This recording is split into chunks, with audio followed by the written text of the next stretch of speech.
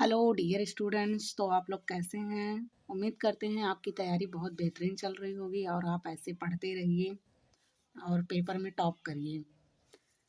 तो आज हम देखेंगे क्लास 12th का इंग्लिश का ये पेपर है। इसको आज हम पूरा हल करेंगे। कैसे पेपर आता है इसको देखेंगे और कैसे हल किया जाता है ये भी हम बताएंगे। तो ये इंग्लिश का पेपर है 2023 का। सेक्शन ए, सबसे पहले हम देखेंगे सेक्शन ए रीडिंग। ये सेक्शन ए रीडिंग का है और पहला क्वेश्चन ये अनसीन पैसेज से है। अनसीन पैसेज का पैसेज पढ़कर हमें आंसर देना है। जो ये क्वेश्चन है इसी में इसका आंसर है और ये 15 मार्क्स की आती है और ये समझ लो फ्री का नंबर है। बस इसमें कुछ करना नहीं है, आपको ट्रिक से जो अभी हम बताएंगे ट्रिक से उसको देख के और आप पैसेज से आंसर निकाल सकते हैं और 15 नंबर आप एकदम पा सकते हैं बिना पढ़े अच्छे से। और पैसेज करने का तरीका क्या होता है, सबसे पहले हम ये जान लेंगे कि हमें पैसेज को हल कैसे करना है। पैसेज को हल कैसे करना है ये देखते हैं और इसको हम ट्रिक से जानेंगे और आपको बिल्कुल भी जो इंग्लिश नहीं पढ़ पाता है वो भी कर लेगा। पहले हम डायरेक्ट क्वेश्चन पर आएंगे। हमें पैसेज नहीं पढ़ना है पूरा कि इसको हम पढ़ने बैठ जाएं कि इसका अर्थ क्या होता है या इसकी इंग्लिश कैसी है, इसको बिल्कुल हम नहीं देखेंगे। बस हमको डायरेक्ट क्वेश्चन पर आना है और आपको टाइम मैनेजमेंट बहुत ज़रूरी है। अगर आप क्वेश्चन पढ़ ये पैसेज अगर पढ़ने बैठ जाओगे तो आप बिल्कुल भी नहीं कर पाओगे क्योंकि टाइम नहीं रहता है आपके पास। तो आपको टाइम भी बचाना है और आपका आंसर भी अच्छे से आ जाएगा। सबसे पहले हमें क्या करना है, डायरेक्ट क्वेश्चन पर आना है, क्वेश्चन को पढ़ना है अच्छे से। उसके बाद इसको देखना है कि जो पहले क्वेश्चन का आंसर पहले या लास्ट में रहता है, या तो पहले रहेगा या तो लास्ट में रहेगा, ये ध्यान देना है। अगर आपको यहाँ आगे नहीं मिल रहा है तो आपको लास्ट तक ज़रूर देखना पड़ेगा एक नज़र से कि हाँ ये है कि नहीं है इसमें, तो ये भी ध्यान दे लेना। और ये जो क्वेश्चन में मेन मेन वर्ड है इसको आप ध्यान में रखिएगा और अंडरलाइन कर लीजिए। ये देखो ये अंडरलाइन किया हुआ है, इसको अंडरलाइन कर लीजिएगा मेन मेन वर्ड को। फिर ये मेन वर्ड को हम पैसेज में देखेंगे कि मेन वर्ड कहाँ है पैसेज में। पैसेज में देख के और जहाँ से मेन वर्ड रहेगा वहीं से हमारा ये आंसर निकल आएगा। मेन वर्ड जहाँ भी रहेगा आंसर निकल आएगा। और हमें आंसर जब हम आंसर को लिखेंगे तो जो ये क्वेश्चन वर्ड रहता है, क्वेश्चन वर्ड जो हाउ है, व्हेन है, वेयर है, इनको हमें हटा देना है। जब हम आंसर लिखेंगे तो क्वेश्चन वर्ड को हटा देंगे। अब हमें लिखने का तरीका हटा दिए मान लो, फिर हमें सब्जेक्ट ढूंढना है कि हमें सब्जेक्ट कैसे पहचाने। हम क्वेश्चन में हमें सब्जेक्ट कैसे पहचानेंगे तभी तो हम लिखेंगे आंसर।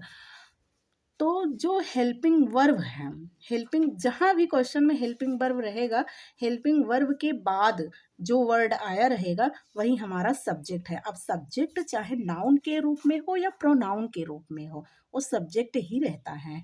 और हेल्पिंग वर्ब के बाद कहीं भी क्वेश्चन में देख लेना हेल्पिंग वर्ब के बाद आता है सब्जेक्ट। तो जिस पहला वाला हम देखते हैं कि how should be do our task. How should be do our task. अब इसमें हम टास्क देख लेते हैं। ये हमारा क्या है, मेन वर्ड है। मेन वर्ड है तो हम पैसेज में देखेंगे ये है टास्क, ये है टास्क। तो यहाँ से हम अपना आंसर लिख सकते हैं और लिखने में ये जो हाउ है इसको तो नहीं लिखेंगे, फिर हम बी से जो सब्जेक्ट है वहाँ से लिखना स्टार्ट करेंगे बी और हेल्पिंग वर्ब लगाएंगे शुड। और जब हम शुड लगा देंगे तो यहाँ पे कोई भी हेल्पिंग वर्ब नहीं लगानी पड़ेगी आगे।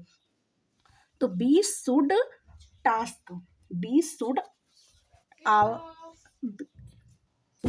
Our task. ये जो योर है, योर की जगह हम आवर लिखेंगे, आवर टास्क बाई। ये जो बी है इसको हम बाई लगाएंगे, बाई कॉन्सनट्रेटिंग, ये इसमें इंग लगेगा। बाई के बाद कॉन्सनट्रेटिंग, फिर यहाँ पे आवर रहेगा, योर नहीं लिखा जाएगा आवर, क्योंकि हमें पूछा है ना, आवर से पूछा है, हमसे पूछा है तो हम आवर लगाएंगे। Our whole mind upon it throw into it all the energy of which you are capable.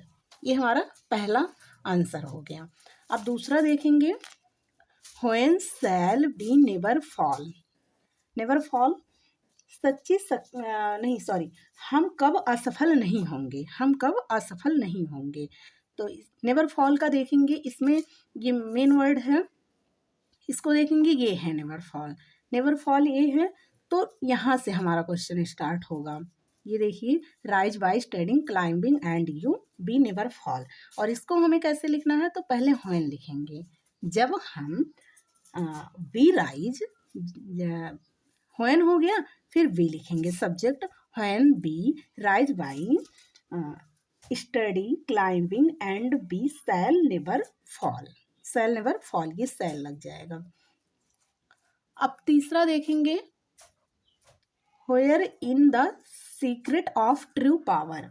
इसका मतलब होता है सच्ची शक्ति का रहस्य कहाँ पर निहित है। तो हमें ये मेन वर्ड देखना है, सीक्रेट ऑफ ट्रू पावर। तो सीक्रेट ऑफ ट्रू पावर ये है, ये देखिए, सीक्रेट ऑफ ट्रू पावर, ये हो गया।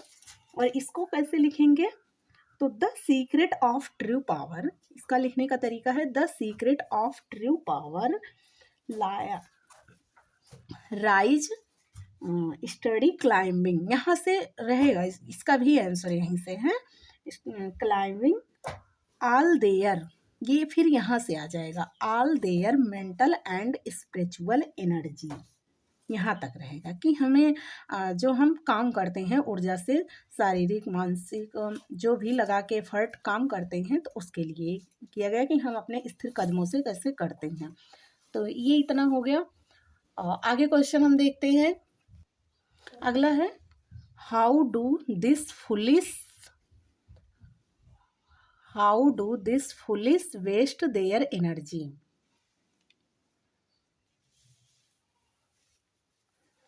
इसका अर्थ होता है कि मूर्ख लोग होते हैं, वो अपना एनर्जी, जो ऊर्जा होती है, वो कैसे वेस्ट करते हैं। तो मूर्ख लोग अपना एनर्जी कैसे वेस्ट करते हैं, तो इसका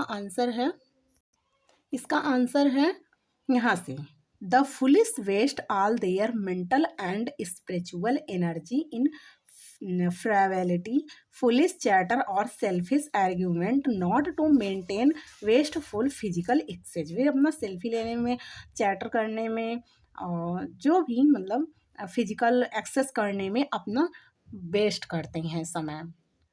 तो ये मूर्ख लोग का जो एनर्जी वेस्ट होता है उसके लिए है। तो इसका आंसर जो है यहाँ से यहाँ तक रहेगा। और अगला क्वेश्चन देखते हैं। अगला है, which word in the passage is the opposite of falls. Opposite means होता है, ये ग्रामर से क्वेश्चन लिया गया, और ग्रामर का हमें कैसे क्वेश्चन हल करना है, तो इसका जो क्वेश्चन होता है, ये पैसेज में ही आंसर इसका मिलेगा। इसका आंसर जो है पैसेज में ही मिलेगा, अलग से नहीं लिखना पड़ेगा हमें। तो ये दिया गया है अपोजिट। अपोजिट मीन्स होता है विलोम इसका। तो फाल्स का विलोम क्या होता है, फाल्स मीन्स होता है गलत, और इसका अपोजिट होगा ट्रू। हमें फाल्स का ट्रू लिखेंगे। और ये 3 है, तो एक नंबर का दिया गया है। अगला है, what is meant by the concentrate. Concentrate का मतलब होता है ध्यान केंद्रित करना। तो इसका मीन्स मतलब इसी की तरह दूसरा वर्ड पूछा है, क्या होगा, तो कॉन्सेंट्रेट का टू फोकस भी हम लिख सकते हैं, टू फोकस, टू माइंड, ये भी कर सकते हैं। और फिर तीसरा पूछा है, give the antonym of foolish. Antonyms means होता है विलोम, इसका भी अर्थ होता है विलोम शब्द। तो फुलिश का क्या होता है, फुलिश मीन्स होता है मूर्ख, तो आप लिख सकते हैं वाइस, इंटेलिजेंट की बुद्धिमान, इसका हो गया। अब पैसेज को सॉल्व करने के लिए आप ज़्यादा से ज़्यादा प्रैक्टिस करिए, कि हाँ जितना भी आप ज़्यादा प्रैक्टिस करेंगे उतना आपको ये पैसेज हल हो जाएगा। डेली आप एक पैसेज ज़रूर हल करिए, तभी आपको पैसेज में सुधार मिलेगा। और जो ट्रिक बताए हैं उस ट्रिक से अगर आप करेंगे तो पूरा जितना पैसेज आप करेंगे सब हल कर पाएंगे। और पैसेज करने का एक तरीका ये भी है कि आपको जो अंटोनियम सिनोनियम्स और मेंस पूछा जाता है ये अपोजिट वाला, ये आपको एक नया नया मिलेगा, सब में चेंज रहेगा। तो आपको अंटोनियम सिनोनियम से भी साथ साथ तैयार होता जाएगा, और आप जो हल करेंगे आपकी हैबिट बनी रहेगी तो आप अच्छे से हल कर पाएंगे फटाक से। अब अगला देखते हैं second, section B. Section B जो है ये राइटिंग से आता है। सेक्शन बी में राइटिंग है, राइटिंग है। ये पूरा ग्रामर है। देखिए, सॉरी ग्रामर नहीं है, ये राइटिंग का है। पहला है write a article any one of the following topics in about 150 words का है। ये भी 10 नंबर का आता है। इसको हम वीडियो बनाए हैं, आप लोग देख लीजिए।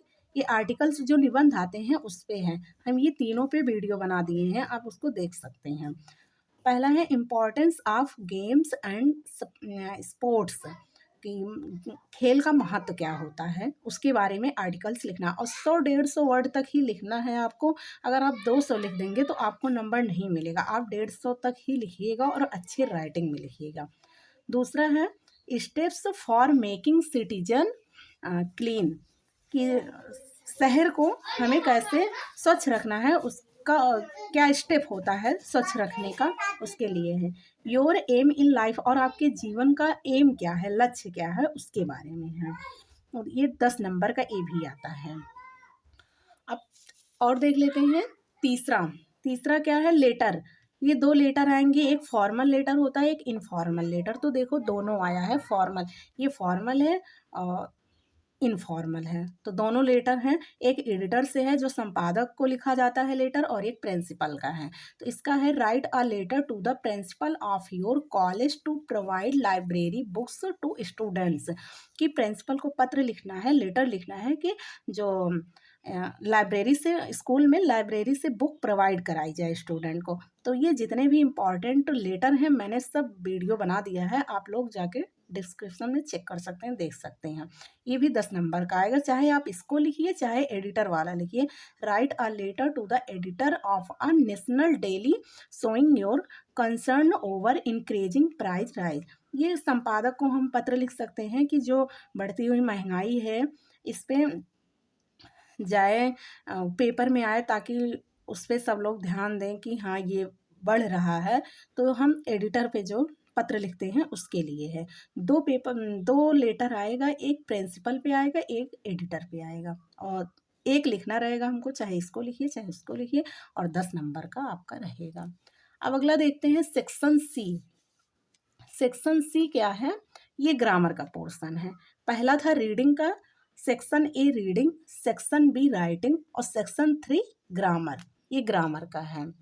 ग्रामर का इसमें भी ये 10 नंबर का आएगा।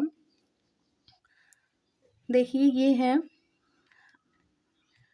पहला, choose the correct option to answer the following question, इसमें से करना है, चूज करना है कि कौन सा सही है।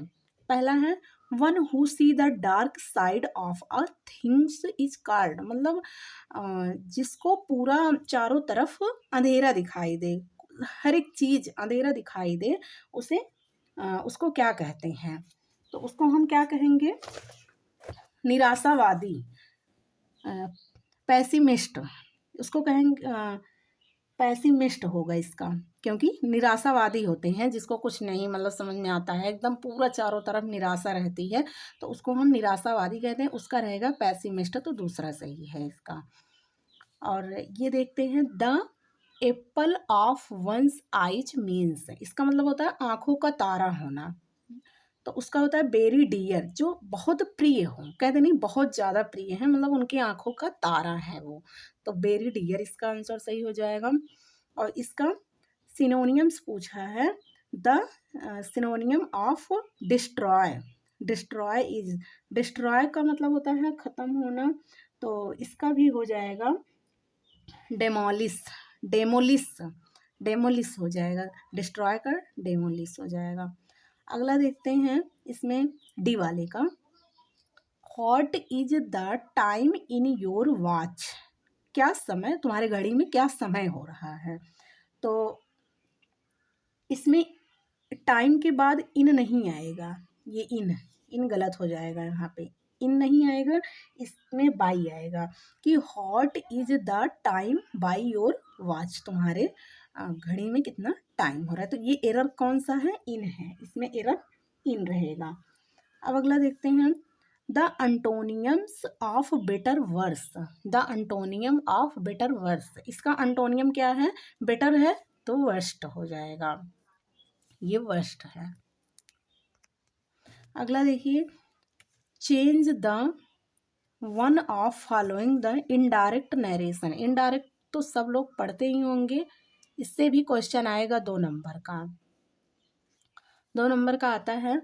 तो देखो पहला क्या है, Mahesh said to Rita hot comma inverted comma start what are you doing here, तो इसका क्वेश्चन मार्क लगा हुआ है, तो सेड टू को हटा के हम आस्क्ड लगाएंगे, जब जहाँ भी क्वेश्चन मार्क रहेगा तो इस हॉट लिखा है और क्वेश्चन मार्क है तो इसमें आस्क्ड लगेगा, तो महेश आस्क्ड रीता हॉट, ये हॉट है ना, हॉट व्हेन हु हॉई जहाँ भी रहेगा वो दैट के स्थान पे, मतलब कामा इन्वर्टेड कामा के स्थान पे हॉट लग जाएगा, अगर ये नहीं रहेगा तो इफ लगेगा या वेदर लगता है। तो महेश आस्क्ड रीता हॉट सी, ये जो रीता का है इसका यू चेंज होगा तो यहाँ पे सी आएगा, और सी जब सी हो जाएगा तो सिंगुलर है तो सी वाज लगेगा, और यू था तो इसलिए आर लगा था, तो सी वाज डूइंग और हेयर का देयर हो जाएगा, हेयर का देयर हो जाएगा। तो महेश आस्क्ड रीता हॉट और सी वाज डूइंग देयर, आप इसको लिख भी सकते हैं।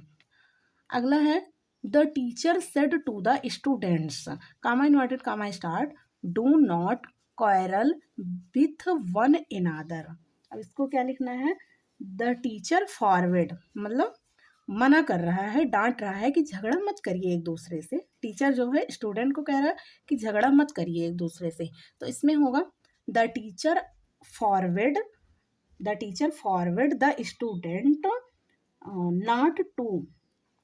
नॉट टू क्वेरल, इसमें नॉट टू रहेगा, डू नॉट की हटा के not to, to not quarrel with one another, ये हो गया। अब अगला देखते हैं, ये कॉम्प्लेक्स सेंटेंस और कंपाउंड सेंटेंस से क्वेश्चन आएगा 2 नंबर का। इसमें है combine any one of the following as directed, पहला है where are you doing, where are you doing I do not no, तो इसका लिखा जाएगा आई डू नॉट नो, यहाँ से I do not know, complex बनाना है तो I do not know where, I do not know where he is going, he is going, यहाँ ही रहेगा तो इज लग जाएगा इसकी जगह, व्हेयर ही इज गोइंग हो जाएगा। और कंपाउंड सेंटेंस बनाना है तो ही वाज फाइंड, और यहाँ पे एज वेल एज कर दिया जाएगा, he was find as well as impressed, as well as impressed, क्योंकि कंपाउंड सेंटेंस में बनाना है इसको। अगला देखते हैं,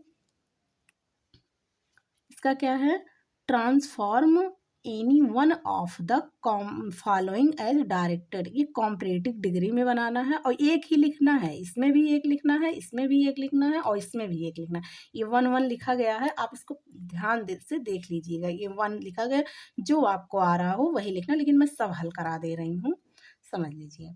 कॉम्परेटिव डिग्री है Jammu is not so hot as Delhi, इसका कॉम्परेटिव डिग्री बनाना है, तो इसका हो जाए कॉम्परेटिव डिग्री बनाना है तो दिल्ली इज हॉटर, हॉट का कॉम्परेटिव डिग्री क्या हो जाएगा, हॉटर हो जाएगा, तो Delhi is hotter then Jammu.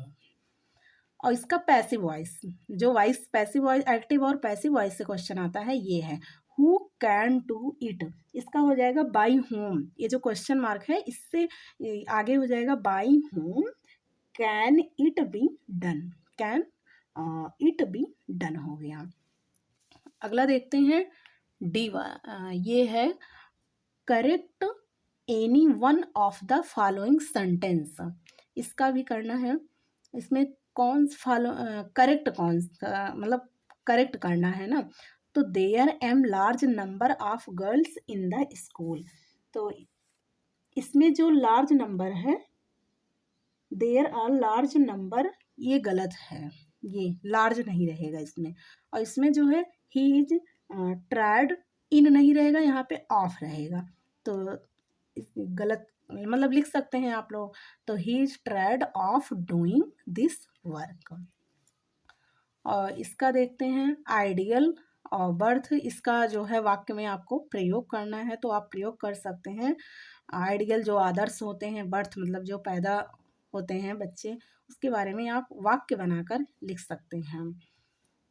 अगला देखते हैं ट्रांसलेशन का हो गया।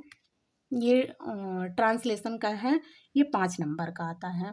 तो इसको आप मेजर उस्मान हमारे देश के एक प्रसिद्ध योद्धा हुए, तो इसको आप ट्रांसलेट कर सकते हैं पूरा। अब हम अगला देखते हैं, आप लोग कर लीजिएगा। अगला है सेक्शन डी। सेक्शन डी है लिटरेचर से आया है। तो लिटरेचर से है answer the following question in about 40 words है। 40 वर्ड्स है और 8 नंबर का है। और आपको इसमें और करके दिया गया है, ये आप लिख सकते हैं। लिटरेचर से आया हुआ है। 2 रहेगा, तो एक इसमें लिखना रहेगा ए वाले में, और एक बी वाले में लिखना रहेगा। 8 क्वेश्चन 8 देख लेते हैं। Answer any one of the following question in about 80 words. ये 80 वर्ड्स का है और 7 नंबर का है, तो इसमें एक लिखना पड़ेगा। जो भी है इसमें एक लिखना पड़ेगा, तो एक लिख सकते हैं आप इसमें से। अगला है read the following extract carefully and answer the question that follow. ये पैसेज से आया है, जो पोएट्री है उससे आया है ये। तो इसमें ये 6 नंबर का ये भी रहेगा, तो इसी से देख के इसका आंसर करना पड़ेगा इसमें से। इसको कर लीजिएगा। अगला है 10वां, write the central idea of any one of the following poems. ये 3 दिया गया है। Keeping quiet, my mother at 66 और आंट जेनिफर्स टाइगर्स, ये 3 है। तो इसमें से एक आपको सेंट्रल आइडिया लिखना है, जो कि 4 नंबर का आता है। 4 नंबर का आता है, तो आप इसको सेंट्रल आइडिया लिख सकते हैं। 11 वाला क्वेश्चन देखते हैं। ये सप्लीमेंट्री से भी आता है, सप्लीमेंट्री से है। तो 40 वर्ड्स का है। शॉर्ट आंसर 2 दिया गया है, 4 दिया गया है और करके, तो 2 आपको करना है। 4 नंबर का रहेगा 8 का। इसको आप कर लीजिएगा। देख लीजिएगा क्वेश्चन और हल कर लीजिएगा। Answer any one of the following question in about 80 words का। ये 80 वर्ड्स का है और 7 नंबर का, तो इसमें से एक करना रहेगा। ये पूरा सप्लीमेंट्री का है इधर, और जो आगे हम दोनों बताए थे 6, 7 और 8 का, वो प्रोज का था। ये बीच वाला जो है ये पोएट्री का है। ये लास्ट वाला 11 और 12 जो है ये सप्लीमेंट्री का है। तो उम्मीद करते हैं आपको समझ में आया होगा, और मिलते हैं नेक्स्ट वीडियो में। Thanks for watching my video.